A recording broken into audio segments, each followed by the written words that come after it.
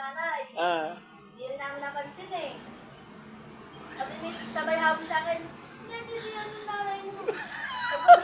Naka-stop ako ng naiiyak kasi tuloy-tuloy pa yun.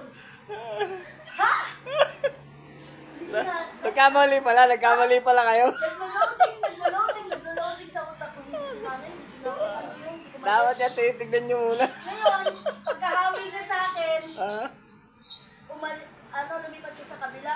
Tapos, ako naman, parang tanga, nagtatanong, hindi si nanay. Tapos, pagdating dun sa kabila, sabi na, Mamang, oh, sa kabila naman kami.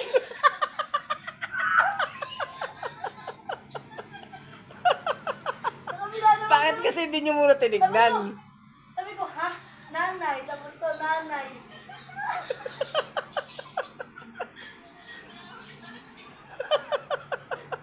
Kaya ko lang napagtanto. Dalawa yung nanay ko dun sa morgue. Buti hindi ka na pa agad na payakap. Yumakap nga ako. Pagkayakap ko nga, Sa paa. umiyak na ako. Sa paa. Ganyan pa ako. Tapos, Ah. mamaya, sabi ni Tito, hinawi ako ganyan. Oh. Hindi yan yung nanay mo. Ha? Hindi si nanay? Hindi si nanay? Nagsisink in, nanay. Oo. Hindi si nanay. Kung Hindi na- si nanay. kung Siyempre na- ako natatakot ako pag mapatay. Oh, hey. Kung nandun ako, wala yung iyak ko. Family tayo dun. Hindi ko bakit sa isip mo. Hindi si nanay, sino to? Iyakap ko, baka yun sa isip. Tapos, di ba lumiwas si Tito Ed sa kabila?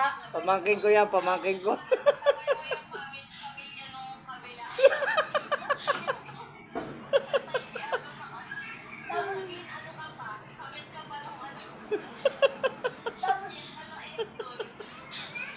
Tapos, pagkalipat ni Tito Ed, doon binuklat niya si nanay. Oh. Ay, ito na. Sabi niya, ito na. Ah, so mali pala yun doon. Okay, take two dito sa kabila. Nanay! Tatalay, nabot ko kayo. Nasa kalahating timba na yung luha ko nun. Sayang yun. Pero nasa paa ka lang. Bandang tiyan nga ako, nakakainin.